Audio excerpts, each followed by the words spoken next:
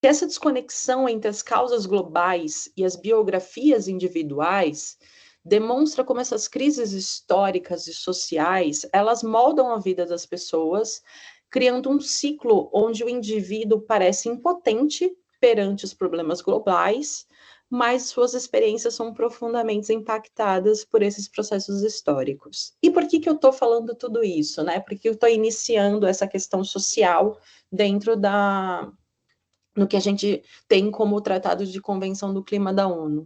Porque existe um paradoxo metodológico e, acima de tudo, epistemológico no que tange à Convenção do Clima da ONU.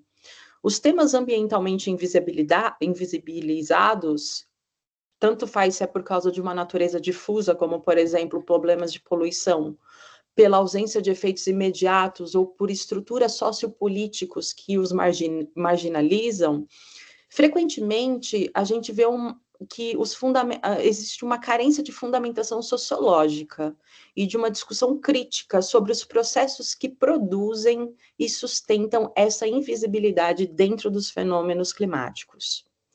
Essa ausência, ela compromete a compreensão das raízes estruturais do problema, ela enfraquece o potencial de transformação em promover a sensibilização verdadeiramente crítica do que vem a ser esse tratado.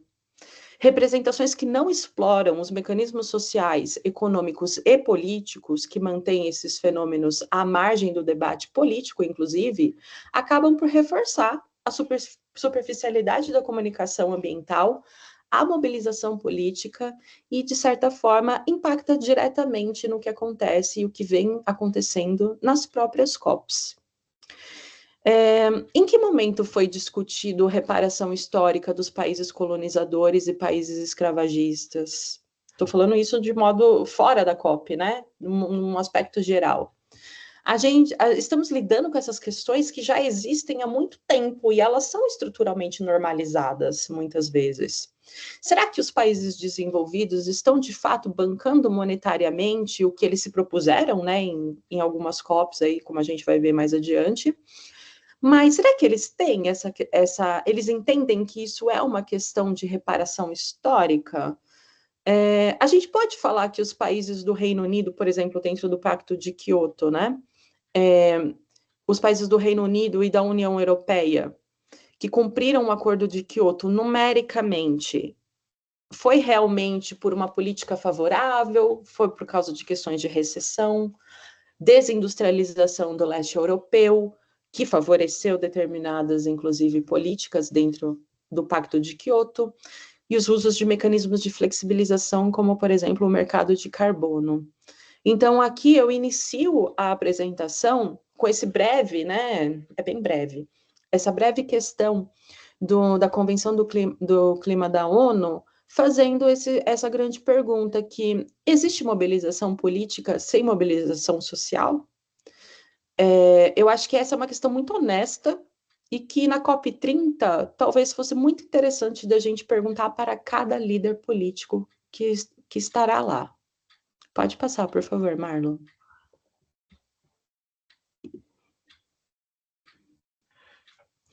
Tá com a professora, cara.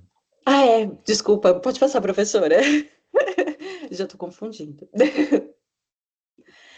Então, um aspecto interessante é que o protocolo de Quioto, que foi lá, né, um marco dentro do que a gente tem sobre governança, ele tinha metas obrigatórias apenas para os países desenvolvidos, mas ele se revelou limitado diante das dinâmicas geopolíticas existentes. Diante dessas limitações, o Acordo de Paris, que foi firmado em 2015 na COP21, ela representa um novo paradigma, né? Onde todos os países, independentemente do nível de desenvolvimento, eles devem contribuir para o esforço global de mitigação, com compromissos definidos por cada estado, as chamadas NDCs, que são contribuições nacionalmente determinadas. Então, o Acordo de Paris, ele foi firmado em 2015 e em vigor desde 2016. Ele é um marco na governança climática global também, né? Ele se derivou aí do que a gente chama do Pacto de Quioto. Ele estabeleceu um compromisso inédito, porque todos os países do mundo, independentemente do seu nível, deveriam contribuir, né, para conter o que a gente chama de aquecimento global.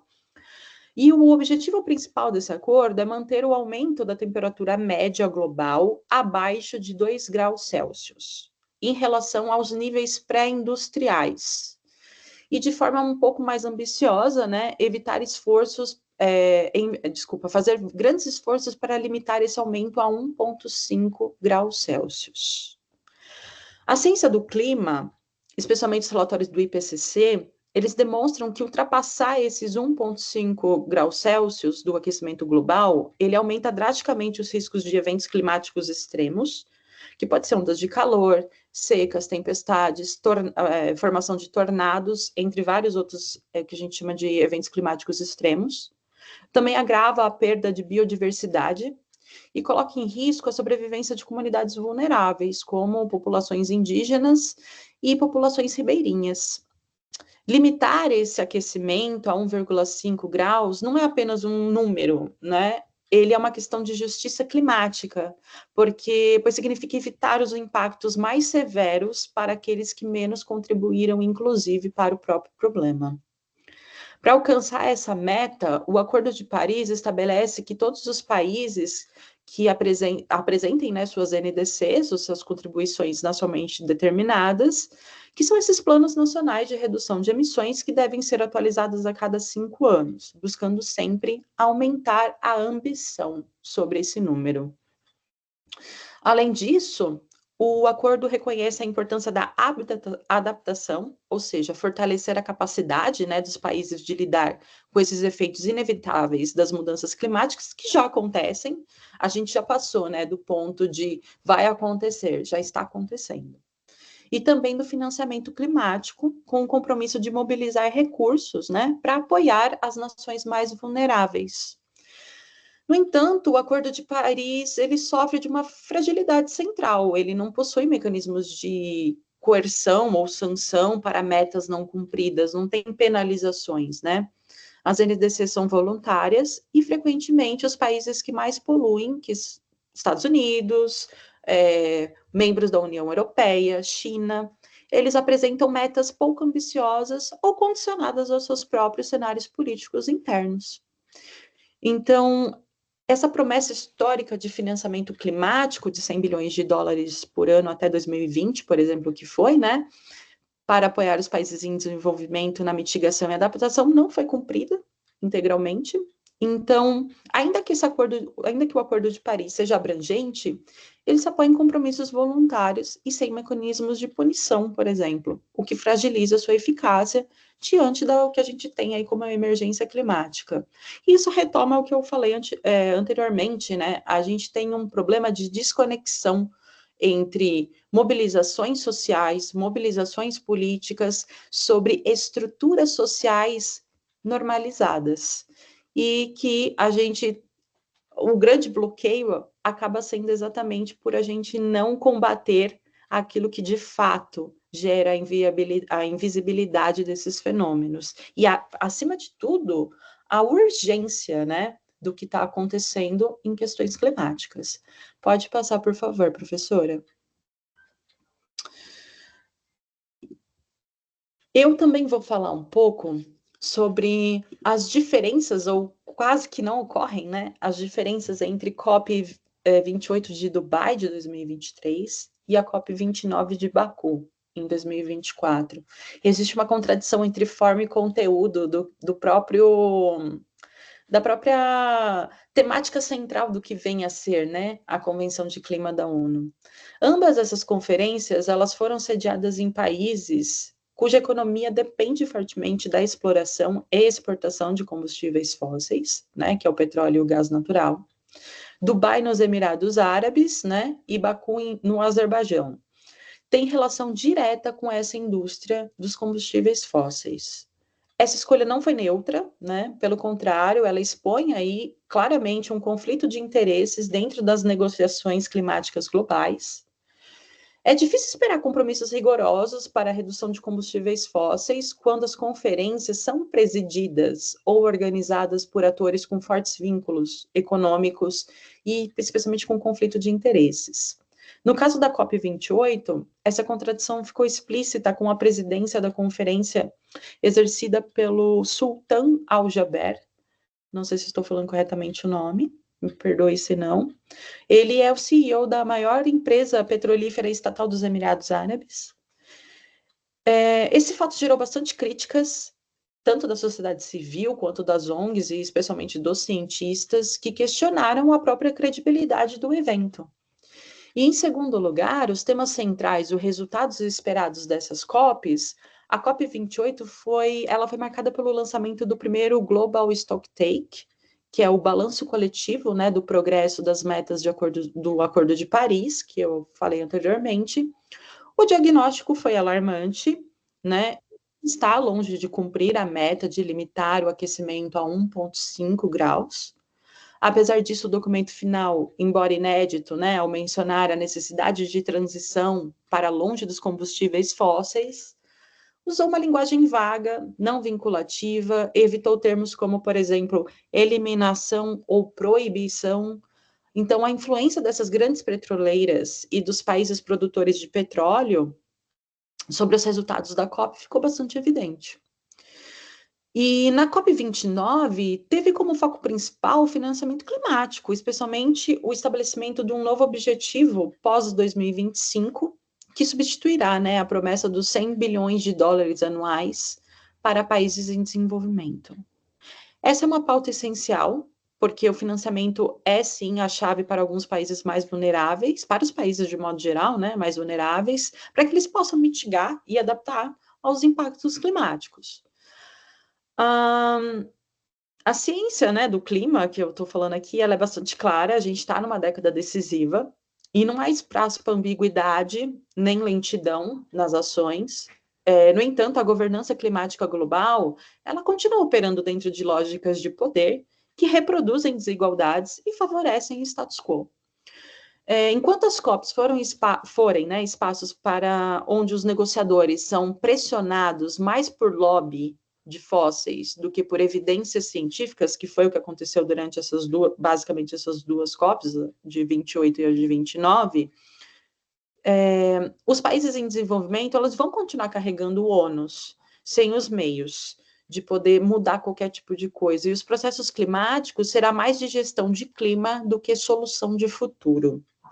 Então, o desafio aqui não é apenas técnico, né? Ele é político, ele é ético e ele é civilizacional. Então, agora eu passo a palavra para o meu colega Marlon.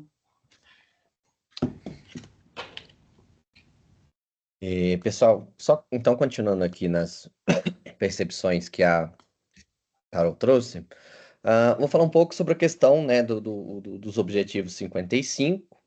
E para chegar nesse primeiro momento, que a União Europeia também trouxe para reforçar as questões das COPs, a gente sempre tem que pensar, primeiramente, na concepção de como vai estar o mundo, né? A gente tem que imaginar o mundo em 2030. Sempre se fala, ó, a meta para 2030, a meta para 2030.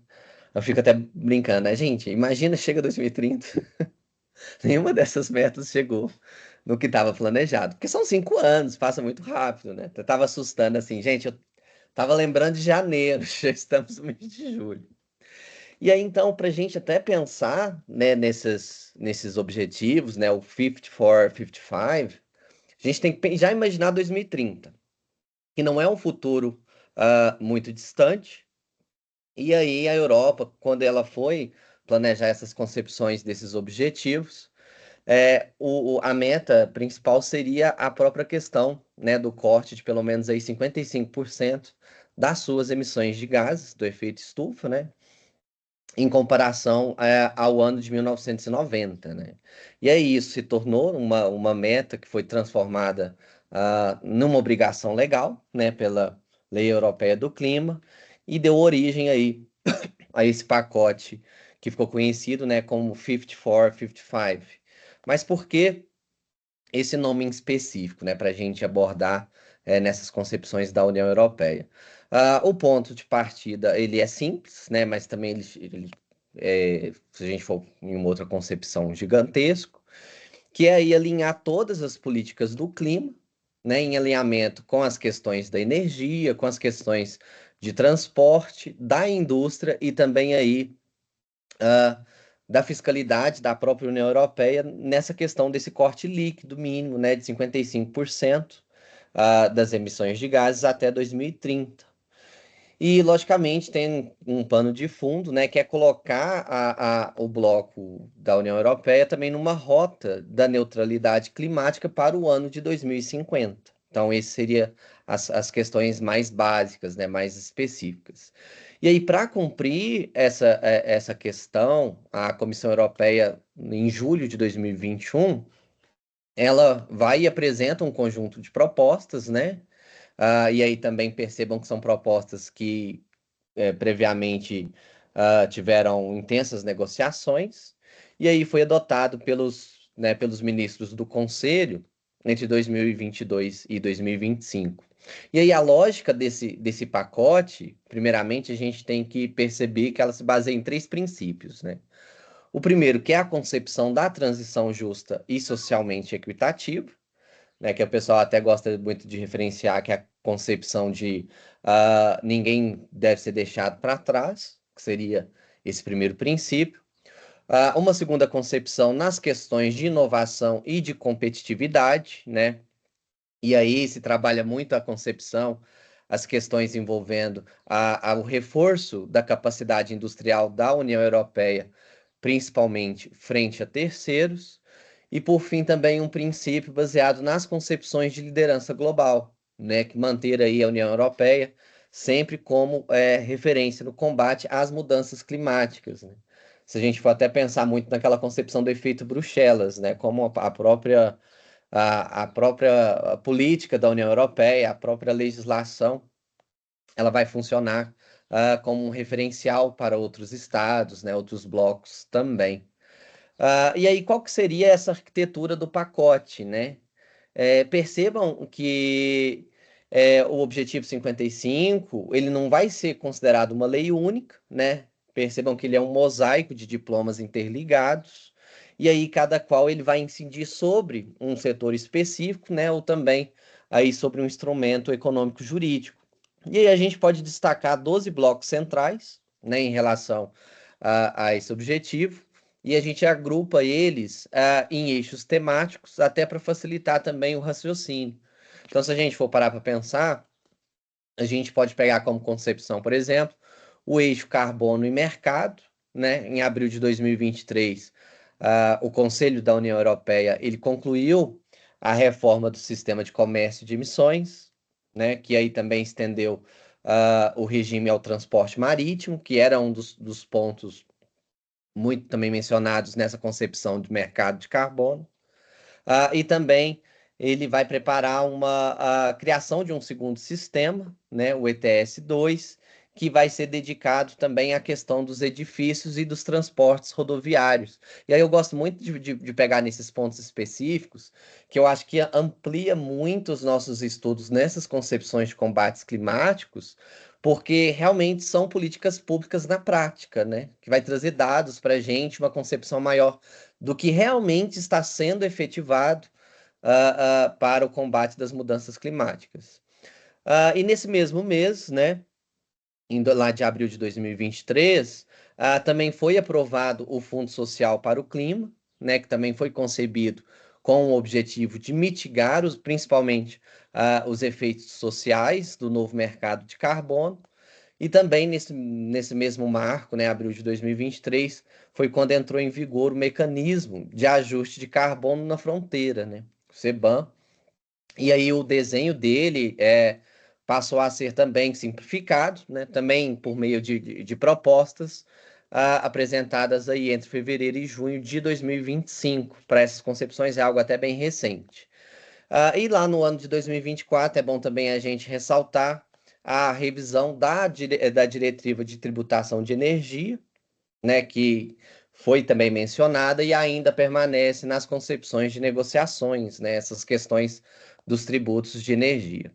Quando a gente já passa para analisar um pouco, né, nas concepções do eixo de partilha de esforços e remoções, a gente vai lembrar que há um regulamento nessas concepções também de março de 2023, que aí vai estabelecer para os estados, né, membros da União Europeia, metas nacionais de redução, né, das emissões para aí os setores que não são abrangidos pelas essas concepções do sistema de comércio de emissões, né?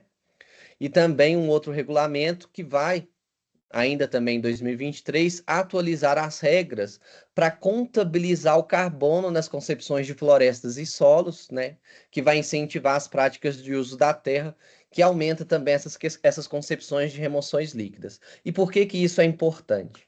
Até quando a gente vai analisar as concepções de litígios climáticos, muito que se aborda é a dificuldade, e aí, né, pelos próprios tribunais, nas concepções de como constatar as questões do carbono. Você tem muito aquele, agora até me fugiu a concepção, se alguém lembrar, acho que é a lavagem greenwash, eu acho, né? Que é a lavagem que fica mapeando, né, os resultados.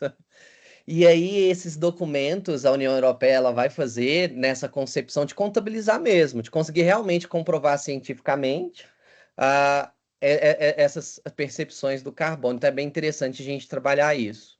Outro ponto que a gente é importante observar nas nossas pesquisas é o eixo da energia limpa, né? Ele vai se fortalecer em outubro de 2023, e aí ele vai marcar a adoção da terceira revisão da diretiva de energias renováveis, né? Que aí vai elevar as metas de participação das fontes renováveis no consumo final.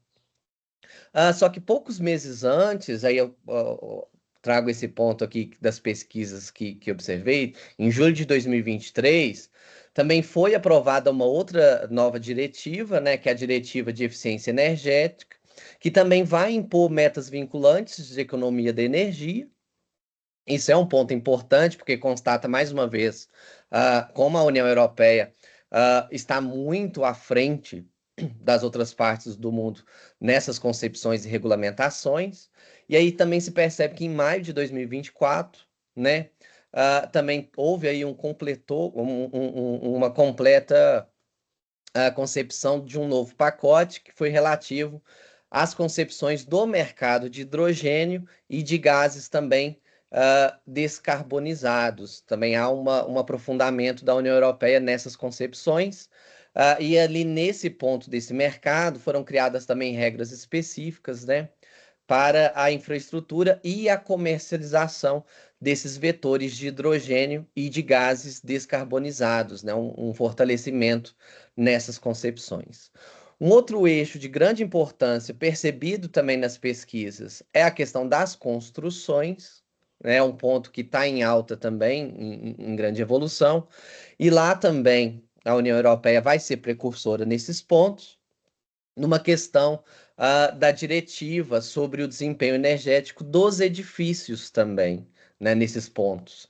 E ela vai estabelecer também padrões progressivamente mais rigorosos nas construções, né, nas novas edificações, e vai impor também calendários de renovação nas concepções dos parques imobiliários que já estão existentes na União Europeia. Eu acho muito interessante, porque eu, na verdade, nem tive tempo para analisar se no Brasil também há essas concepções, né, nas questões dos edifícios e nas concepções de desempenhos energéticos. Porque se a gente for até, isso eu percebi foi tem aquela nova Zona Sul em Uberlândia, né?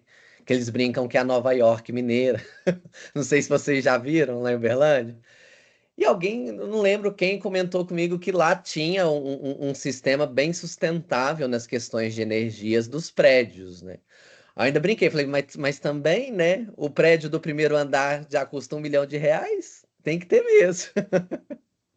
E aí é interessante a gente também ver isso no Brasil, se está tendo também um pouco dessa regulamentação desse desempenho energético nas questões de edifícios, né? Porque também o Brasil está acelerado nesses pontos de construções.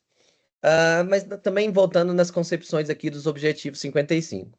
Quando a gente analisa, por exemplo, o eixo dos transportes, né?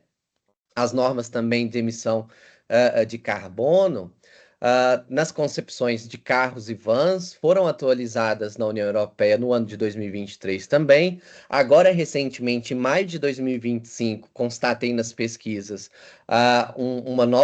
novas diretrizes, né, novas modificações. Teve ajustes para dar uma flexibilidade extra também para os fabricantes no nicho.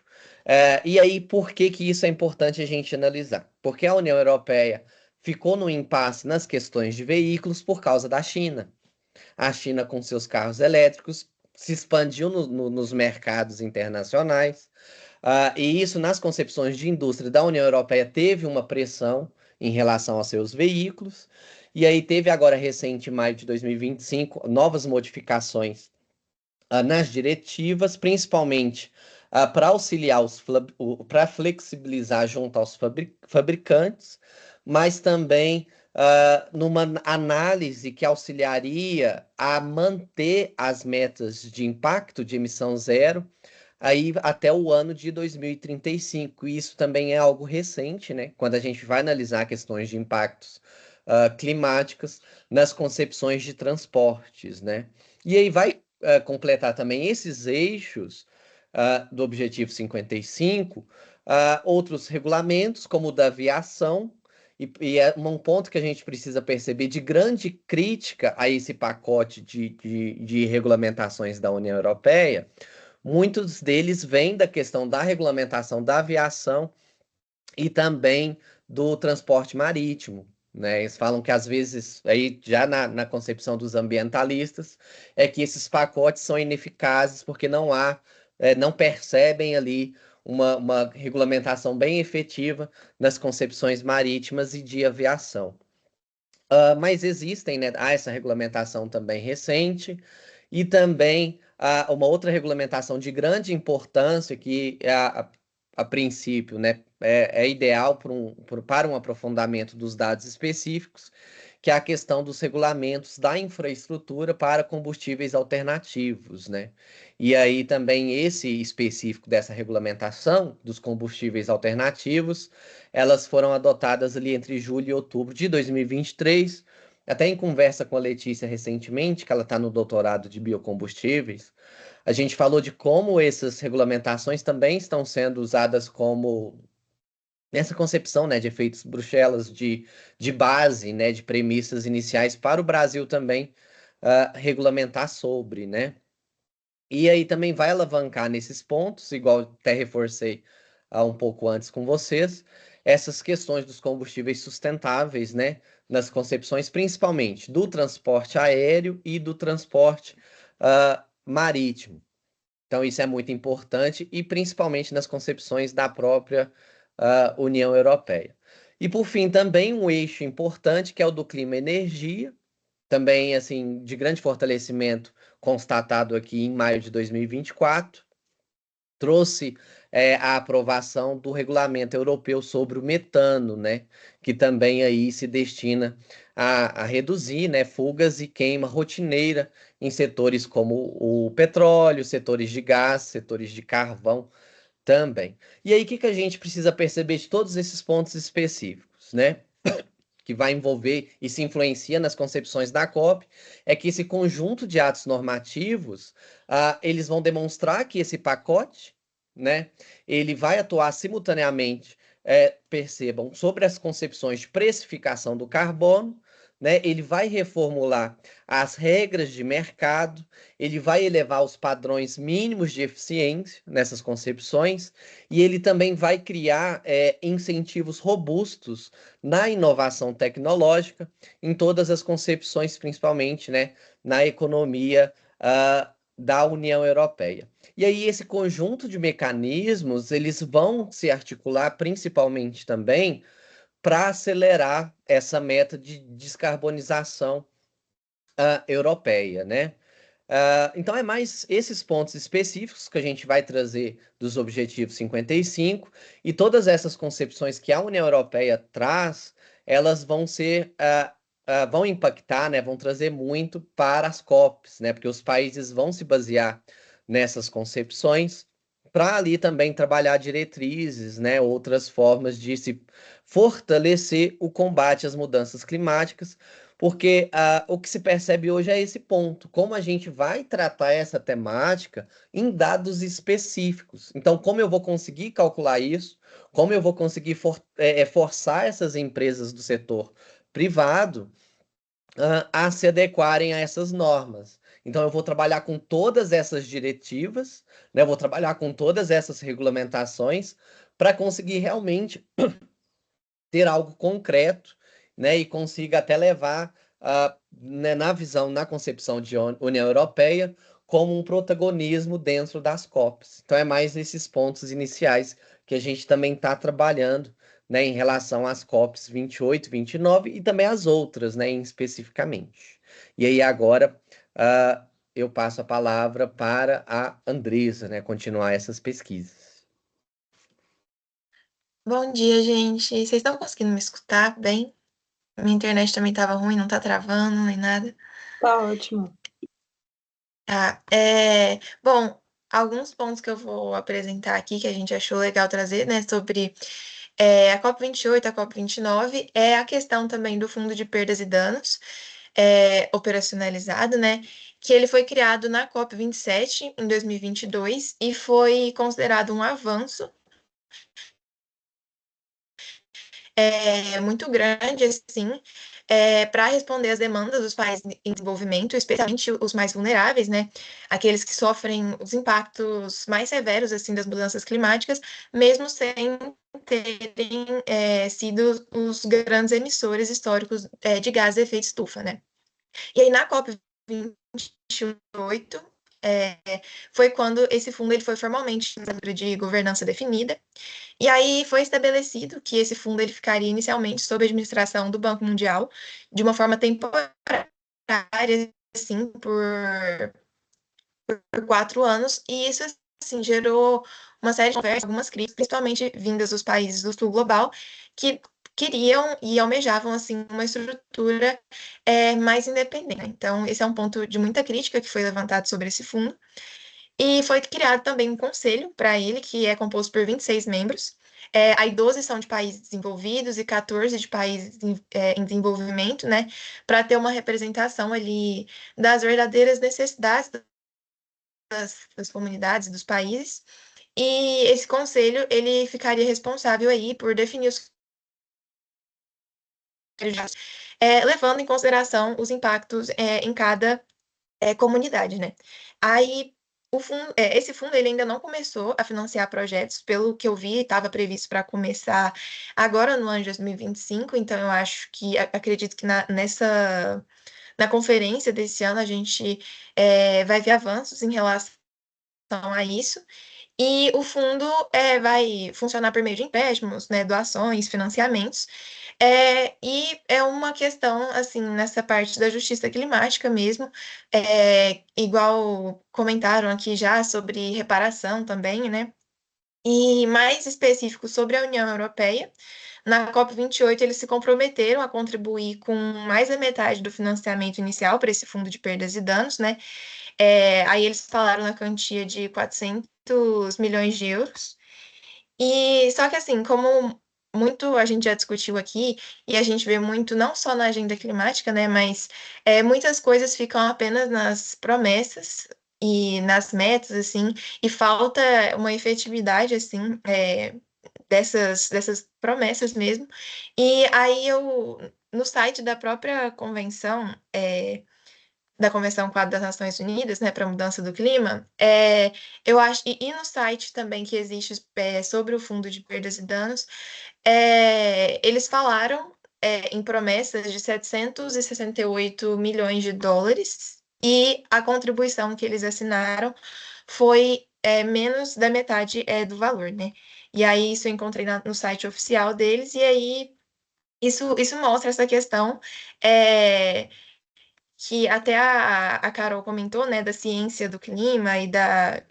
Eu esqueci o outro termo que ela usou, mas, enfim, essa questão da falta de efetividade mesmo nas políticas, nas promessas. E um outro ponto também seria a questão da meta de triplicar renováveis e dobrar a eficiência energética até o ano de 2030, né? Esse foi um outro ponto que foi muito discutido na COP28. E é uma necessidade assim muito grande de acelerar essa transição energética para conseguir limitar o aquecimento global nos níveis estabelecidos, né? Então, a União Europeia, quando eu estava pesquisando sobre a COP27, foi uma questão é, que eu vi muito e li muito sobre, de acelerar essa transição energética, porque a questão da Rússia e da Ucrânia evidenciou ainda mais essa urgência de acelerar a transição energética no âmbito da União Europeia, enfim, e essa foi uma outra meta muito discutida. E o objetivo, né, o pacote legislativo que o Marlon comentou também, né, o Fit for 55, fala muito sobre isso também. Então, essa foi uma outra meta muito discutida. E falaram em aumentar a participação dessas energias renováveis para mais de 42,5% no consumo energético, até o ano de 2030, né? E aí, isso entra também em um outro ponto que a Carol até comentou, das contribuições nacionalmente determinadas, né? Que aí a gente precisa de planos nacionais no âmbito de cada país para que essas metas elas sejam realmente efetivadas, né? Porque os planos nacionais, as questões de cada país atualmente que cada país possui atualmente, assim, elas não estão sendo suficientes para atingir os objetivos, né?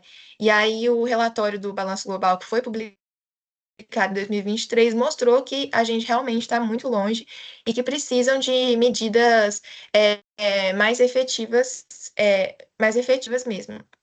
E aí, no âmbito da União Europeia, eles reforçaram muito, eles são um grande líder que reforçaram essa questão das grandes economias, principalmente, mas de cada país mesmo no seu âmbito nacional, ter mais ambição e definir metas, tanto de curto prazo quanto de longo prazo, que sejam realmente, estejam realmente alinhadas e sejam realmente alcançadas, assim, né? E essa questão das contribuições nacionalmente determinadas me lembrou muito de uma aula que eu tive ontem, inclusive, da questão de atores subnacionais, não nacionais, e me lembrou muito do que a gente estava conversando aqui e discutindo mais cedo sobre a questão de Uberlândia, por exemplo, árvore, né? Tipo assim, corta tudo. Então, tipo assim, eu acho que essa discussão das contribuições nacionalmente determinadas, eu acho que a gente pode pensar também na questão da importância de tanto estados quanto municípios, da gente, como indivíduo, assim, também, a gente procurar escolher candidatos, por exemplo, em âmbitos mais locais, assim, para a gente conseguir também ver um impacto, um maior alinhamento com as questões internacionais mesmo. E nesse contexto, um último tópico aqui levantado, né, que já foi mencionado também, é a questão do tipo coletivo, né, de financiamento climático, que esse tópico do financiamento ele é muito importante porque ele que vai criar os meios para que as metas sejam atingidas, né? E aí, na COP29 foi estabelecido a nova quantia de mobilizar até 2035 pelo menos 300 bilhões por ano, em direção a um objetivo mais ambicioso, que corresponderia à verdadeira necessidade, assim, né, que seria 1,3 trilhões, 1,3 trilhão anuais, né, de dólares. Só que esse novo financiamento, ele representa também um avanço, principalmente em relação ao outro compromisso, né, que era de 100 bilhões. E só que, assim, ele trouxe também muitas críticas, porque o valor de 300 bilhões que eles estabeleceram inicialmente é muito inferior às reais necessidades que são estimadas, né, para resolver os problemas dos países de mitigação, de adaptação, enfim.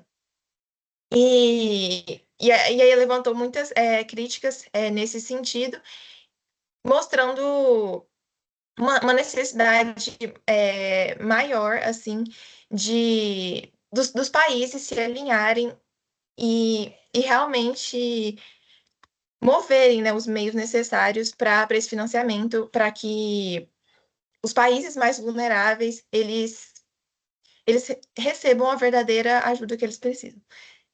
eu fiquei um pouco nervosa, gente. Eu acho que eu me embananei um pouco agora nesse final, mas é isso. Se alguém quiser complementar o que eu falei. E esses foram os pontos que eu trouxe aqui para esse debate. E eu vou passar a palavra agora para a Valéria.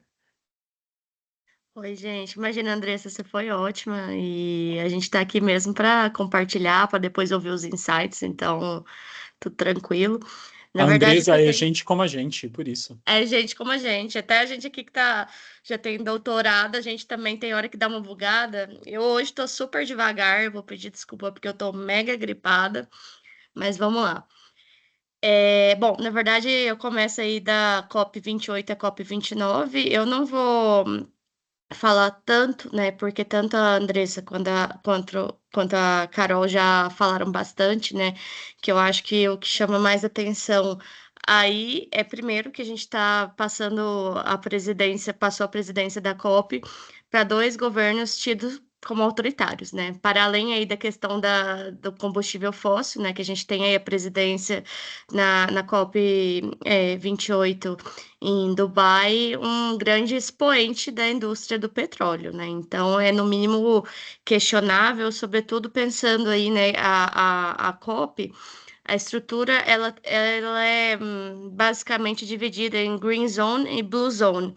Só que surpreende, né, que enquanto a gente tem um movimento muito ativo da Green Zone, da parte aí não só das ONGs, né, internacionais, mas também participação das organizações e da sociedade civil como um todo, a gente tem a Blue Zone, que deveria ter também uma participação maior da sociedade, ela é mais restrita a governos e corporações, né? Então a gente tem empresas ali discutindo, como se diz, tete a tete com os governos, né? Então é um pouco complicado, porque a gente vê que a COP, ela tem sido, apesar de ter alguns progressos, né, como os colegas aqui relataram, ela tem sido utilizada pelo lobby, né, dessas indústrias que estão com medo aí dessas mudanças, para tentar cada vez mais frear os avanços aí em matéria de proteção ambiental climática.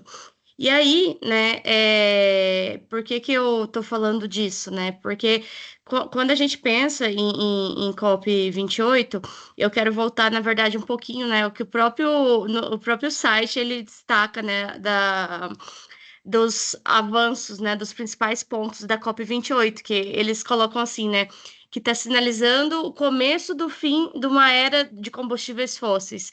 Mas espera aí, se é o começo do fim de uma era de combustíveis fósseis, por que que a gente está dando a presidência da COP 29, né, para um expoente aí na área de combustíveis fósseis? Então, assim, no mínimo irônico, né, a gente vê esse tipo de presidência sendo exercida por esses países. E aí, eu não vou me ater muito à questão do fundo para perdas e danos, porque também já foi tratado, né? Mas, a princípio, a crítica principal é isso. E aí, eu faço também um segundo comentário, que é no seguinte sentido. Lá na COP 23, ou seja, né, um tempão atrás, o Brasil já tinha solicitado, né, em 2017, para que em 2019 fosse que exercesse a presidência da COP. Foi rejeitado, e aí a gente foi vendo, né, que as últimas COPs, né, 29, 28, 27, também no Egito, em Sharm el-Sheikh, elas têm sido exercidas em países que são super fortes na questão de exploração de combustível fóssil. E, né, ainda que o Brasil também esteja sinalizando, né, em relação aí à exploração da Foz, né, do Amazonas e tudo mais, o Brasil ele tem tentado, né, eu vou pedir para passar o slide, por favor. O Brasil ele tem tentado apresentar, né, sobretudo vender essa imagem de diplomacia verde, que ele fala, não, o Brasil hoje está focado com energias renováveis e tudo mais.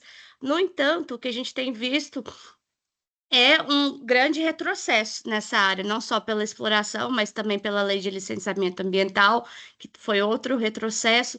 Então, que diplomacia é essa que o Brasil ele quer vender, né? E aí, quando o Brasil ele propõe a COP 30 ser realizada na Amazônia, vem uma série de problemas com isso, né? Então, o primeiro problema, na verdade, é um problema logístico, né? Então, todo mundo sabe que o aeroporto de Belém, não, eu não sei se todo mundo sabe, né? Mas o aeroporto de Belém, ele é um aeroporto que quem está vindo de fora não vai conseguir pegar voo direto para Belém. Então, obrigatoriamente, você vai ter que ir ou para alguma capital do Nordeste que receba, que seja um aeroporto internacional, ou para São Paulo, Rio de Janeiro, e aí sim, Belém. E aí, por que eu estou chamando a atenção? Porque se questiona muito, né? A gente tem visto, até saiu no Deutsche Welle, que é um jornal alemão, a questão de que se é ainda viável realizar essas conferências em locais mais distantes, em locais que requer muito aí conexão, muitos voos, se é viável por causa da pegada que a gente tem de carbono, né, do impacto que se tem para chegar até uma conferência dessa. Então, se é uma conferência que está discutindo não somente mudanças climáticas, mas redução de emissões de gases aí de efeito estufa, entre outros, né? Qual seria então o impacto da realização de uma conferência como essa no seio ali da Amazônia, né? E aí eu vou pedir para passar o próximo slide, por favor. Isso. E aí a gente tem visto cada dia mais, né, os jornais noticiando, né, não só os jornais brasileiros, né, como eu coloquei aqui, mas também jornais estrangeiros noticiando a série de problemas que a gente tem visto com a COP30, né. A ideia simbólica, né, de fazer na Amazônia é uma ideia legal, mas a escolha não foi uma escolha, como se diz, feliz, né. Primeiro porque tem a questão dos leitos, né, que alguns colegas aqui já até mencionaram, que é um problema muito grande. Hoje, muitas organizações se reuniram para fazer essa crítica de falar que, primeiro, falta leito, e que, segundo, os que existem leito para poder se hospedar durante o período aí de 11 dias, se eu não estou enganada, da COP, estão sendo cobrados valores até 2 milhões de reais, que é um valor, assim, absurdo, né? E aí, para além da questão do leito, né, a gente também tem a questão dos impactos ambientais gerados aí pela COP. O primeiro deles, né, o Brasil, ele propôs o fretamento de cruzeiros para que eles ficassem ancorados ali no porto, para que então tivesse leito suficiente, então as delegações pudessem ficar nesses cruzeiros. Só que a gente sabe muito bem também o impacto ambiental que esses cruzeiros têm, né? Não só na região, né? Mas principalmente aí no leito marinho e tudo mais.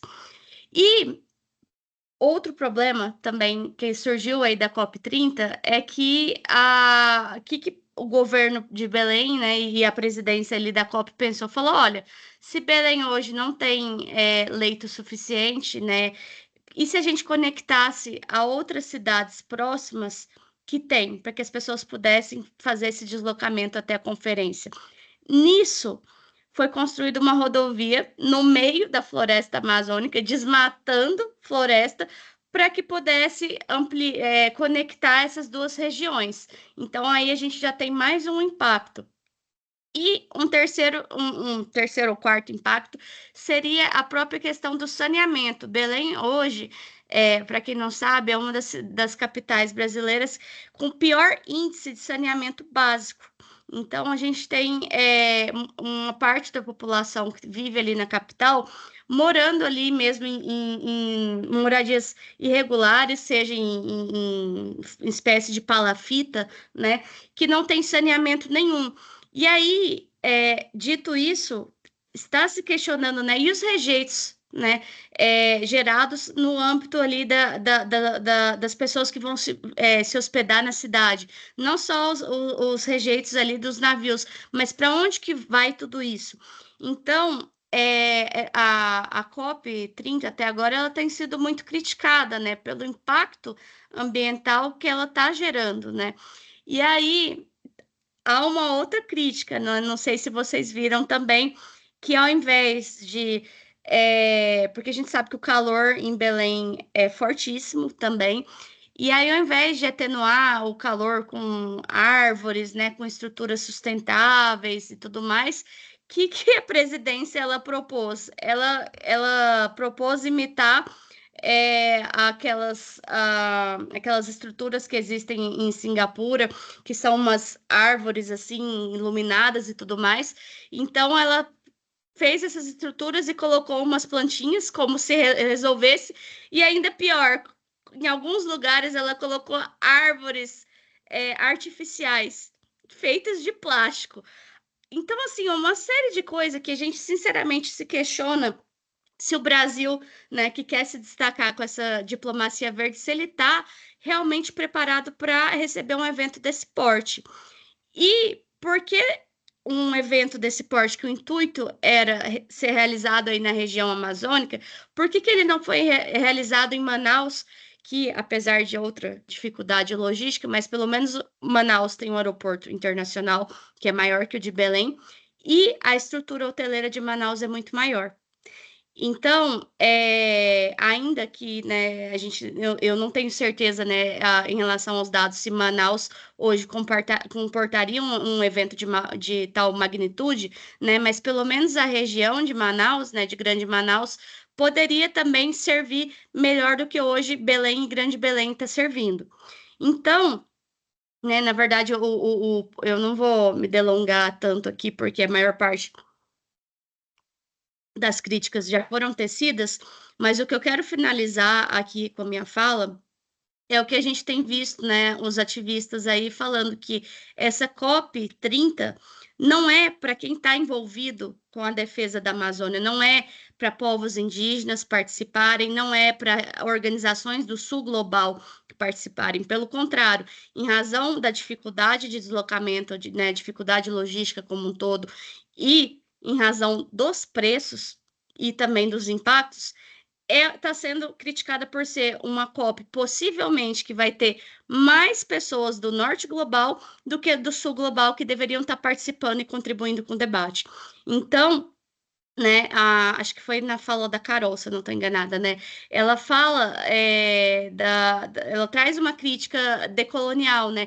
Que mostra aí a necessidade da gente tentar repensar a COP para ter uma participação cada vez mais democrática, porque infelizmente o que a gente tem visto, inclusive nas COPs anteriores, na 28 e na 29, são países do Norte Global participando muito mais ativamente do debate do que países do Sul Global, que por vezes são invisibilizados, marginalizados e não têm a voz que deveriam dar, né, a participação que deveriam ter na solução. Né? Então, cenas dos próximos capítulos para a gente ver o que vai acontecer na COP30. Eu e a professora Cláudia, a gente queria muito participar, estamos vendo ainda a viabilidade, mas acredito que, em razão de preços, de logística, é difícil para que pessoas daqui do Brasil mesmo possam participar de um evento desse. Então, as críticas, né, que estão sendo feitas até agora, na minha opinião, são muito sensatas, porque são problemas que já deveriam ter sido pensados, né? Eu acho que o Brasil deveria ter cedido, né, e falado, não, peraí, lá atrás, falando, não, peraí, não vai ser em Belém, eu vou remanejar para outra cidade, ou que fizesse simbolicamente algumas em Belém e outras em Manaus ou em outra região do Brasil. Porque, por exemplo, a COP23, cuja presidência foi de Fiji, ela não foi realizada em Fiji, ela foi realizada em Bonn, na Alemanha. Então, o Brasil ele vem falhando nesse sentido, né? E tudo indica que, bom, até lá eu acho que não vai melhorar muito, e infelizmente a adesão de organizações né, ONGs do Sul Global, de ativistas do Sul Global, ela vai ser bem menor do que países do Norte Global. Então, na verdade, o que eu tinha para apresentar aqui para vocês é muito mais uma crítica, né? E aí eu passo a palavra agora, não sei se é a Sônia a próxima. É isso mesmo, né? Que vai apresentar um caso aí para a gente.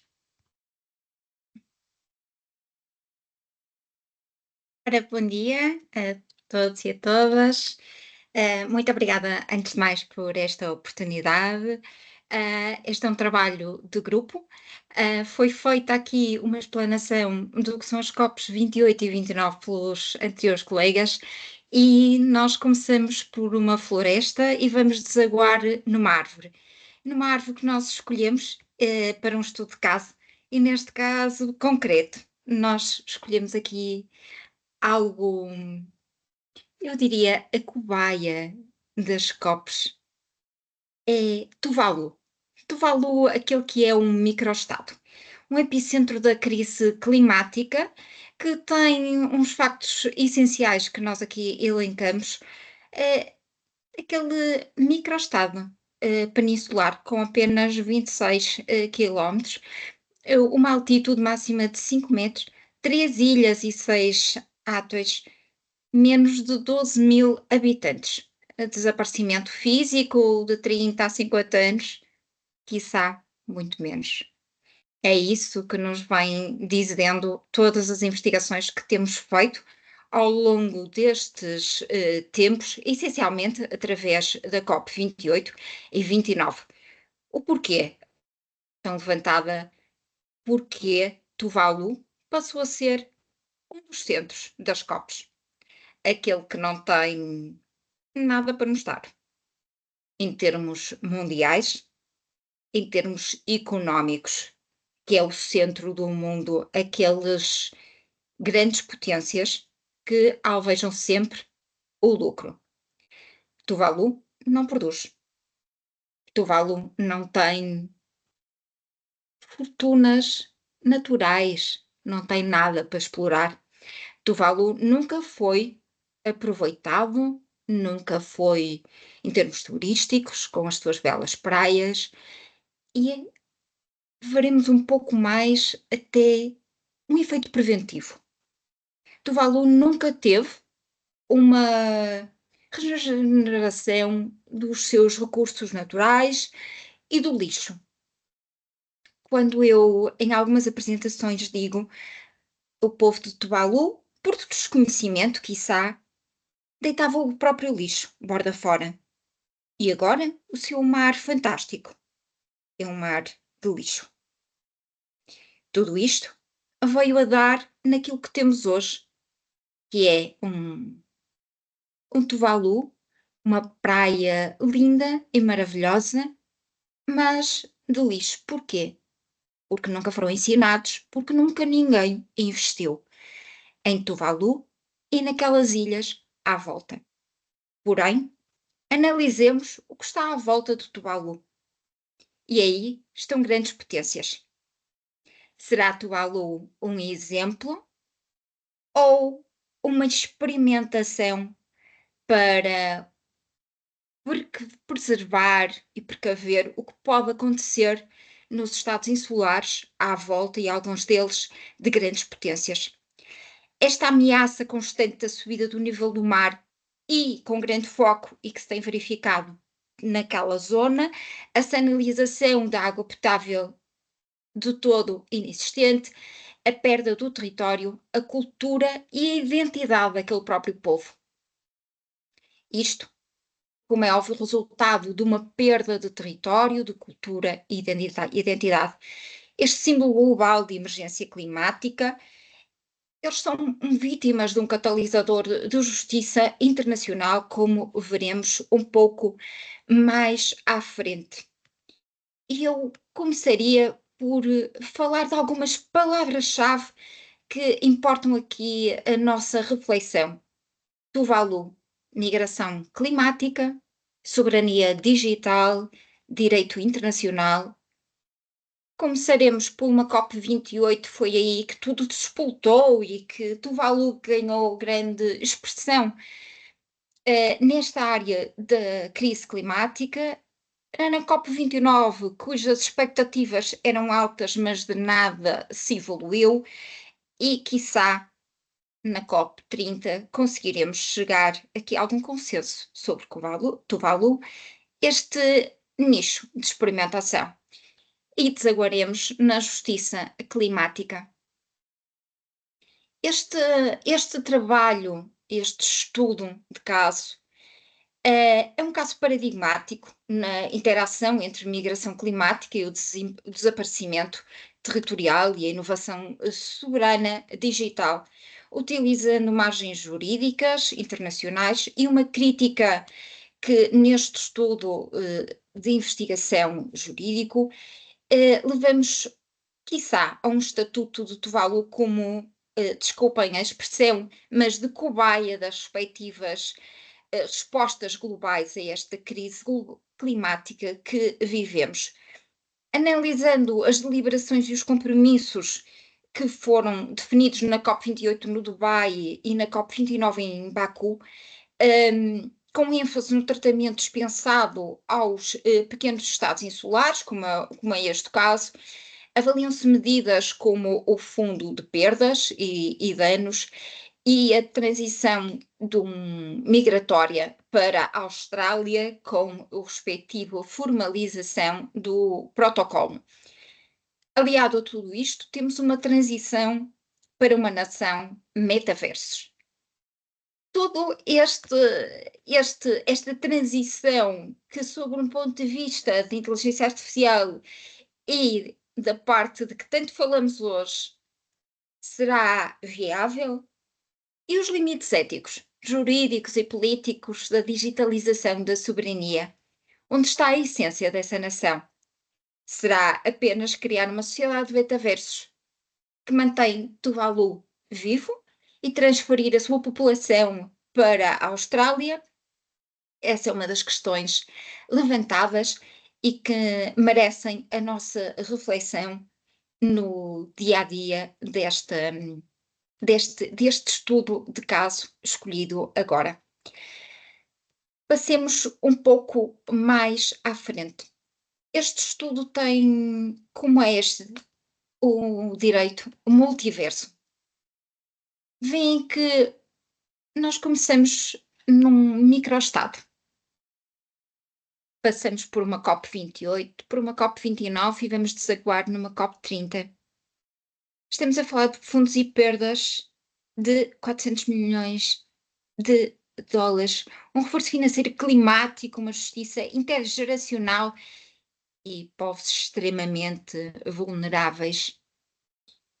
O direito internacional entra em ação e será este Tuvalu que poucos falam, mas que muito interesse tem como estudo de caso, quanto à crise climática e quanto aos testes de limites jurídicos e éticos que aqui vamos analisando e vamos continuar com este estudo multiversos que nos leva desde a crise global à crise migratória que vai gerar e que já está a gerar até aos nossos princípios basilares e essenciais que estudamos na nossa filosofia do direito e desde um positivismo da liberdade que está em causa a um justnaturalismo da dignidade da pessoa humana. E aqui permitam-me dizer, justiça climática não é caridade, é dever jurídico global de todos para todos. E passando no próximo slide. Este foi um trabalho de grupo desenvolvido por todos ao longo destes dias, num grupo do WhatsApp fantástico. Obrigado, Marlon, por dirigir esta equipe e obrigada, professora Cláudia Loureiro, pela oportunidade e por nos levar até este trabalho, a este estudo e nos permitir a liberdade de desenvolvermos a nossa investigação. E não poderia terminar sem citar Aristóteles. A pior forma de injustiça é a justiça simulada. E o nosso lema é hoje, amanhã e depois a justiça. Obrigada a todos.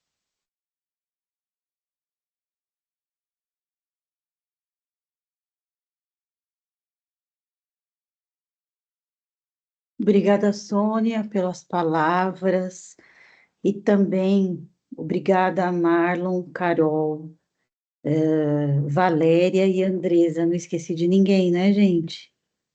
Ótimo. Então, parabéns pela exposição. Eu gravei, se vocês autorizarem, eu também vou colocar no canal do YouTube do projeto, porque ficou muito bom, né? Ficou muito bem feito. Eu gostei muito que vocês extravasaram somente a análise das conferências, o que não é pouca coisa, mas atrelaram de forma muito inteligente um caso a essa realidade, a necessidade dessas discussões das conferências avançarem para gerarem efeitos positivos na vida dessas pessoas que estão em regiões do mundo onde sofrem de maneira exacerbada as consequências das mudanças climáticas e do aquecimento global. Meus parabéns a todos, depois me respondam lá se autorizam a publicação do vídeo no canal. Todos concordam? Ótimo, muito obrigada. Eu acho que outras pessoas precisam ver, né, o trabalho que nós fazemos e, além de parabenizá-los mais uma vez pela contribuição, né, eu gostaria de, então, nesse momento, aproveitando as palavras da Sônia, mostrar para vocês que nosso trabalho, né, foi certificado pelo selo ODS. Então, vocês participaram dessa história, dessa realidade. É sempre importante publicizarmos, né, a participação de todos e também manifestarmos o nosso agradecimento, a nossa gratidão pelas conquistas que são coletivas, né? Sozinha, não teria graça nenhuma e comandar este projeto sem a participação de pessoas competentes, inteligentes, dedicadas. Então, é sempre muito importante agradecermos e seguirmos adiante juntos, crescendo coletivamente, né? Quero também, eu acho que eu esqueci de falar na última reunião, mas acredito que por conta da organização do livro, a Valéria não estava no mês passado, eu não me lembro, Valéria, posso estar equivocada, mas então nós vamos parabenizar a Valéria, porque ela alcançou o título de doutora pela Universidade Obrigada. Federal de Goiás. Nós sempre Parabéns. parabenizamos e registramos as conquistas de todos os nossos pesquisadores, porque é muito importante, né? Compreendermos a trajetória de cada um de nós, o que cada um está fazendo. Nós gostaríamos de publicizar mais, mas não sobra muito tempo para ficar trabalhando somente nisso e publicando nas redes sociais, mas nós vamos fazer um post. Acabei de fazer um da clínica parabenizando a nossa advogada voluntária pelo nascimento da filhinha dela, né? Então, faz 30 dias, já está deixando de ser uma recém-nascida, e só ontem eu consegui publicar, mas é realmente uma alegria muito grande poder estar com vocês nesse projeto, tê-los aqui ao meu lado e estar ao lado de vocês ao mesmo tempo, realizando, né, essas travessias globais, essa pesquisa que é tão cara para mim e é feita de maneira tão responsável por todos vocês que estão aqui. As apresentações comprovam isso, né? Foram apresentações pensadas, estruturadas, elaboradas, pesquisadas, então fico muito grata e parabenizo todos vocês. Mais uma vez que possamos, então, ganhar o certificado do selo ODS no ano que vem também, né? E poder trazer o certificado aqui para todos nós. Passada, se eu esqueci de alguém, Marlon, me ajuda a lembrar, por favor, se eu esqueci a conquista de alguém, me chamem a atenção. Então, pensando nessa exposição que foi extremamente rica e importante, eu gostaria de abrir o espaço, então, para o debate, para as perguntas e das pessoas que estão aqui participando, ouvindo, para que possam contribuir aqui com a nossa manhã de sábado. Quem gostaria de tecer alguma consideração, uma reflexão, fazer uma pergunta? Por favor, fique à vontade. Eu vi que o Thiago levantou a mão ali. Bom, eu não ia monopolizar a palavra, mas eu vou fazer isso, então. Não monopolizar, mas fazer algumas considerações que eu acho que é muito oportunas e justamente sobre o trabalho de vocês.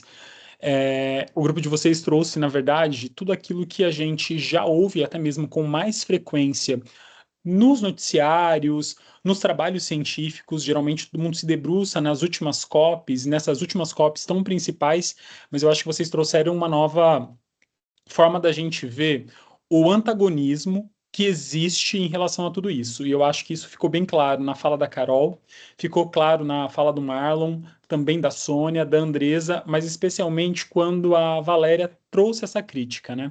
Sobre o que adianta a gente falar sobre COPs, o que adianta a gente falar sobre essas negociações, se a própria estrutura do fazimento de uma COP, ela é contrária a tudo aquilo que ela mesma prega. E ontem ainda, eu conversava com um colega que também dá aula comigo, e ele me falava sobre outros colegas, enfim, e a gente estava falando sobre esse antagonismo, sobre muitas vezes nós sermos professores, estarmos no cargo de professor, e às vezes aquele professor, ele não tem a mínima característica de professor. Ele apenas executa uma função. E isso hoje me trouxe essa certa analogia, conforme vocês falaram, porque realmente parece que os estados, especialmente na escolha, por exemplo, de Belém, é muito mais pela representação do cenário do que justamente a gente pensar sobre questões ambientais e soluções sustentáveis ou soluções mais benéficas para o meio ambiente, que deveriam ser consideradas e acabam não sendo. Então, a minha grande dúvida, na verdade, é justamente o seguinte: é saber se os governos entenderam o que eles estão fazendo, qual é o verdadeiro propósito, e quem deveria fazer a tomada de decisão consciente, o porquê que não faz. Então, eu fico pensando muito nessa questão da responsabilidade, não apenas da própria ONU, mas da própria Convenção sobre mudanças climáticas, sobre os tomadores de decisões quando vão fazer as eleições em relação aos locais que vão receber essas COPs, ou então que vão receber não apenas as COPs, mas as próprias negociações, etc. Bom, a gente teve agora a conferência em Bonn, que justamente é o início, né, da marcação das negociações para que isso reverbere justamente no final do ano na COP. Será mesmo que todo mundo deveria estar na Europa, né? Eu fico pensando muito nessa questão da sustentabilidade disso e o financiamento também de tudo isso, porque a própria ONU não consegue financiar. Isso me chamou a atenção até mesmo do que a Valéria falou. Eu não sei se vocês viram, mas essa semana mesmo falavam justamente sobre os altos valores, né, do que está sendo praticado em Belém. E aí, por exemplo, países, especialmente países mais pobres, que no caso são os países africanos e alguns países asiáticos, a ONU consegue oferecer para eles um certo aporte financeiro. Só que esse aporte financeiro, se eu não me engano, é uma diária de $110. É uma diária de $110 por pessoa. A gente não paga. Não paga hospedagem em Belém. E uma outra perspectiva, né, sobre esses altos valores em Belém. Isso, na verdade, só demonstra a desigualdade que existe no Brasil, né? Cada vez mais a gente percebe escancaradamente, não só no Brasil, mas acredito que isso também, eu nunca me aproximei desse debate, mas acho que em outras conferências talvez também possa ter se aproximado. Mas no Brasil isso passa a ser muito latente. Isso me lembrou uma outra reportagem que comparava não apenas a Conferência das Partes, mas com o show que teve da Lady Gaga no Rio de Janeiro. Eu não sei se vocês viram, mas era uma reportagem falando justamente sobre a hospedagem. E aí tinham hospedagens no Rio de Janeiro totalmente precárias, com as paredes eram paredes de reboco, chapiscadas, assim, sabe? Não tinha piso, estavam cobrando na diária para as pessoas ficarem no Airbnb por R$ 2.000 a diária. E aí a gente pode se aproximar, assim, isso é a desigualdade. As pessoas veem a oportunidade de colocarem, né, os cômodos das suas casas, ou então qualquer lugar que tem, como uma forma de ganhar dinheiro. Então isso é justamente uma confissão da desigualdade que existe no nosso país. E em Belém, isso me preocupa ainda mais porque a gente está falando de um estado e de uma cidade que fica num ponto extremo do Brasil. E esse ponto extremo do Brasil, que precisa de um cuidado ambiental totalmente mais individualizado, a gente percebe que a dinâmica é totalmente contrária. A gente vai receber uma conferência, vai ter uma poluição muito grande, o que está fazendo, né, por exemplo, lá os postes com as árvores de plástico, é totalmente contraditório isso, por mais que possa falar que é sustentável, que é feito com algo reciclável, não seria isso. Pelo menos a campanha que foi feita não foi essa, não teve nenhum tipo de voz em relação a isso. E aí o que mais me preocupa, a população cobrando muito caro, e ela cobra muito caro porque isso demonstra a própria vulnerabilidade dessa população. Tudo bem, eu sei que, vou abrir aqui, né, o parênteses, nós temos aquelas pessoas que que usam essa oportunidade para ganhar mais dinheiro, enfim, sem precisar, etc. Isso é um dos retratos também do capitalismo. Mas eu não estou falando sobre a natureza humana, eu estou falando justamente da gente perceber uma sociedade que utiliza uma conferência justamente para ganhar dinheiro de uma forma exacerbada, e como isso não existe um controle nacional, como não existe um controle social. Obviamente, a mínima intervenção do Estado deveria acontecer, e é isso que eles estão pensando agora, como receber todas essas pessoas. Mas será que deveria ser realmente em Belém? Né, a malha aérea para chegar até lá, como a Valéria bem falou, mas também conectando a tudo que o restante do grupo disse, é muito antagônico, é um paradoxo, parece que a gente anda vivendo, e isso ficou bastante claro no Brasil para mim, né? Então, é algo que a gente precisa justamente refletir, né?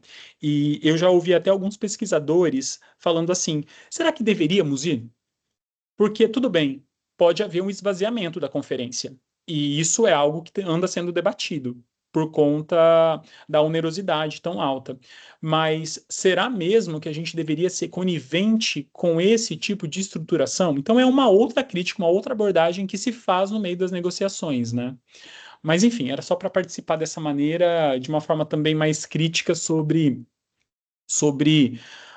todo o estado das artes, né, de tudo isso que a gente viu. Se anteriormente a gente via que as COPs elas se concentravam justamente na Europa, agora a gente talvez possa começar a ver uma nova onda das COPs sendo em vários outros lugares do mundo, que é muito bom, mas ao mesmo tempo, o quão bom isso é, né? Então fica essa reflexão também. Obrigada pela contribuição, Tiago. Seria muito bom, né, se mais pessoas no Brasil, mais vozes pudessem participar, né, da Conferência das Partes. Enfim, infelizmente não será uma realidade para nós. Então, menos pessoas do norte, do sul global participarão, né? Enfim, na sequência do debate aqui, temos a intervenção da Daniele Mansur. Dani, por favor. Oi, gente, eu gostaria de fazer uma indicação para vocês que aparentemente pode não ter sentido, mas quando vocês entrarem no perfil, vocês vão entender. De um arquiteto chamado, eu até coloquei aqui no grupo o perfil dele chama Lusca Fusca, e o nome dele é Lucas Perpétuo, e ele se autodenomina arquiteto periférico, ele mora na Cidade de Deus do Rio, e ele faz uns vídeos maravilhosos que tem a ver com o que nós também com o que nós discutimos aqui hoje, a respeito de modificações que são feitas, né, nas cidades, nas vilas, nas aldeias pelo mundo, e que impactam de alguma maneira, normalmente negativa, o clima, né, a temperatura, tudo na região. E como vocês falaram das árvores de plástico em Belém, ele tem um vídeo específico, eu vou localizar esse vídeo específico, que eu acho que vocês vão gostar de assistir, em que ele mostra que o presidente do Egito está cortando todas as árvores do Egito, né? E em substituição ele está enchendo a cidade, o Cairo principalmente, de árvores de plástico. E tem uma amiga minha que inclusive esteve lá recentemente e falou que está assim, tudo que a gente imaginar de feio, que está pior. E eu acho muito legal as reflexões que ele faz. Ele tem essa série que sempre ele coloca nas sextas-feiras, que ele chama de Sexta-feira é Dia de Passar Raiva, em que ele mostra. Dessa sexta-feira, inclusive, foi maravilhosa a respeito de aldeias no interior do Iraque, que eram autossustentáveis. Então, assim, ele faz uma viagem pelo mundo e ele mostra para nós coisas que nós, humanos, estamos fazendo com o planeta e com as cidades. Para não ficar só no âmbito da raiva, na segunda-feira ele coloca vídeos de coisas bacanas que são feitas de interação, normalmente, entre as construções humanas e a natureza. Então, ele faz esse paralelo e eu acho interessantíssimo o que ele mostra, né? E os rumos que a arquitetura, a engenharia podem tomar, né? Ou não. E eu acho que é bacana a gente acompanhar esse trabalho dele, porque é muito enriquecedor. A gente descobre coisas assim ao redor do mundo muito maravilhosas também, sabe? Não só para a gente passar raiva, mas para a gente ficar esperançosa também com relação a isso. É isso.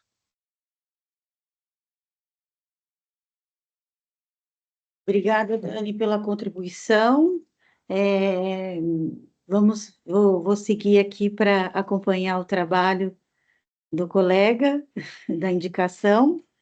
Na sequência, temos aqui uma intervenção da Carolina Tomás, que também foi uma expositora na data de hoje. Quase estava falando muda. Eu gostaria de agradecer a oportunidade também de ter feito essa pesquisa. Eu acho que eu encontrei diversas similaridades com a minha própria pesquisa, e isso foi muito interessante, porque ela contextualiza algumas coisas, né, da nossa própria pesquisa. E eu até conforme o Thiago estava falando, eu falei, é muito engraçado isso, né, porque a gente vê o antagonismo e a gente vê a continuação do problema. Porque muitas vezes eu vejo discursos tecnocratas, né? Então, olha, é 1,5 graus, é isso aí, galera, vamos se virar para fazer isso. Porque esse estudo, e vamos lá. E existe a desconexão, né? Entre o social. As pessoas vão ter que fazer parte dessa mudança também. Elas estão sendo contempladas de fato. E o discurso tecnocrata ele, de certa forma, ele tem a sua grande contribuição no que está acontecendo com o clima hoje, né? De que, eu vou produzir, eu vou desenvolver tecnologia, eu vou conseguir mudar o mundo. É um discurso tecnocrata também. Então, você só vê a perpetuação do discurso, de certa forma. Então, é muito interessante ver, né, como os estudos, eles estudam, mas eles não estudam a estrutura que levou aquilo tudo. E se mantém, se perpetua até que alguém quebre esse ciclo. Então, é bem interessante, assim, a gente verificar essas coisas. Esperamos que aí a gente tenha, né, a ruptura dessas questões e que a gente consiga aí, pelo menos chegar próximo ao que a gente tem como meta. Então, obrigada, professora. Eu que agradeço, Carol. Foi muito gratificante ver o seu crescimento nesse grupo, a sua contribuição, a sua participação, uma pessoa que vem de outra área e como você agregou a nossa pesquisa aqui, foi muito gratificante. Eu que agradeço. Muito obrigada. Espero que continue conosco compartilhando o seu conhecimento, que é muito rico para nós. Enquanto vocês falavam, eu lembrei que uma aluna, na aula de Direito Ambiental ontem, comentou que viu algum trabalho, uma pesquisa de uma pessoa que visita as comunidades ribeirinhas próximo à Amazônia e perguntou para eles, né, se para mostrar o modus vivendi dessas pessoas, né, e as dificuldades enfrentadas nos dias de hoje, e perguntou para eles se alguém chamou, convidou ou organizou algum movimento para eles participarem da Conferência das Partes. E eles falam: não, ninguém veio aqui, ninguém nos viu, ninguém nos chamou. Então, penso muito nessa questão da visibilidade da realidade desses povos, povos originários em geral, povos indígenas, ribeirinhos, que são extremamente importantes para a proteção ao meio ambiente. E qual é o lugar de fala que eles estão tendo, a visibilidade, a importância, a contribuição desses povos para a proteção ao meio ambiente? E de que forma isso está sendo considerado? Então, quem tem um lugar de fala nessa conferência? Essa é uma pergunta importante. E ontem eu estava refletindo nas aulas com os meus alunos. Aliás, eu venho fazendo essa reflexão desde a minha aula de regimes internacionais de direitos humanos, na segunda-feira, e culminou com uma reflexão ontem, porque é na sala de aula que nós, professores, nos reinventamos também. E muitas vezes na graduação, onde nós encontramos as raízes da nossa própria pesquisa, né? Então, são muitas reflexões importantes, eu gosto muito do direito de fala que meus alunos têm em sala de aula também, né? A gente cresce bastante com tudo isso. E toda a Carol mencionou, né, essa questão tecnocrata, mas nós verificamos isso também, um pouco desse sentimento, também existe no direito. Eu costumo dizer para os meus alunos, nós tratamos os sintomas, não chegamos à origem dos problemas. Então, existe um problema de meio ambiente e deslocamento forçado. Então, nós vamos trabalhar o sintoma, que é a migração climática. Mas de que forma nós estamos tratando esse sintoma? Como uma crise, como um problema. Mas nós chegamos à origem de tudo isso. Na minha visão, qual seria a origem de tudo isso? Nós refletirmos a respeito de duas perguntas importantes. Quem são os sujeitos de direito, titulares e destinatários da proteção dos direitos humanos, né? Quem são essas pessoas? Em tese, os seres humanos. E de que forma essa discussão perpassará pela Conferência das Partes? Como o ser humano vem sendo considerado sujeito e destinatário desses direitos humanos? Se existe uma intrínseca relação entre meio ambiente e direitos humanos, então eu penso que essa pergunta é uma pergunta extremamente relevante nesse contexto de uma conferência internacional para discutir mudanças climáticas. E a outra pergunta que nós nunca fazemos, né, e quando queremos propor o debate, muitas vezes encontramos resistência no direito internacional, nos direitos humanos, o que eu sempre venho perguntando ultimamente. Qual é o sentido de humanidade? O que isso significa nesse contexto? Ou nós estamos preocupados apenas com o produto interno bruto, com as divisas, enfim, qual país vai ganhar mais do que o outro? Eu penso que se nós retornarmos a esses dois questionamentos, muitas coisas, muitos desdobramentos bons, inclusive na visão mercadológica, na visão do lucro, seriam alcançados. Infelizmente, não é o que todos pensam, né? Todos os dias, no meu exercício profissional, na execução da minha pesquisa, eu sempre sou interpelada por essas pessoas que nos acompanham, e sempre a frase é a mesma: isso é muito utópico, isso não vai acontecer, isso não é uma realidade. Talvez se nós parássemos de ficar nessa discussão rasa de utopia e distopia e voltarmos às discussões essenciais do problema, nós avançaríamos um pouco mais. É por isso que eu sempre digo que na bioética eu me encontro, eu me realizo e eu me percebo como uma pessoa, como agente transformador na sociedade. Porque é na bioética global que essas discussões elas têm seu lugar, elas começam e elas são capazes de mudar certas realidades.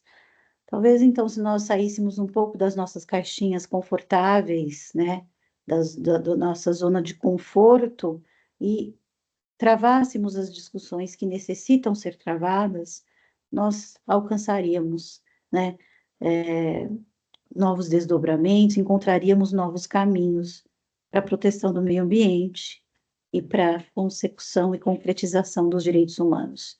Eu acho que, para mim, isso é o mais importante, a origem, deveria ser a origem de tudo, e é a partir daí que essas discussões internacionais deveriam ser travadas. Mas é isso, não vou prendê-los mais, já são 11 horas, nós começamos às 9. Gostei muito das apresentações, quero agradecer mais uma vez, parabenizá-los. Também a Sônia, que lá de Portugal nos acompanha, com um fuso horário diferente. e sempre muito entusiasmada com as nossas atividades e com a nossa pesquisa. Muito obrigada, Sônia. Que bom que agora haverá a visibilização de uma participação de todos vocês no canal do YouTube do nosso projeto. Então, mais uma vez, minha gratidão. Desejo a todos um ótimo final de semana.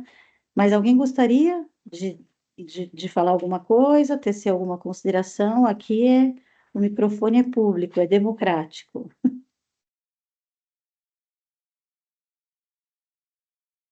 Então, não, no silêncio das partes, estamos de acordo que finalizamos aqui nosso encontro. Agora, eu não terei férias, mas nossos alunos, sim, nossos pesquisadores, sim, sigo trabalhando, mas gostaria de desejar a todos um excelente descanso. Por favor, reabasteçam as energias e voltem melhores do que vocês estão saindo desse encontro de hoje do nosso grupo. Então, não vamos parar de realizar nossas travessias globais. Muito obrigada, um bom descanso a todos, nos vemos em agosto. Abraços. Tchau, pessoal. Obrigada, boas férias. Tá, gente, abraço, boas férias.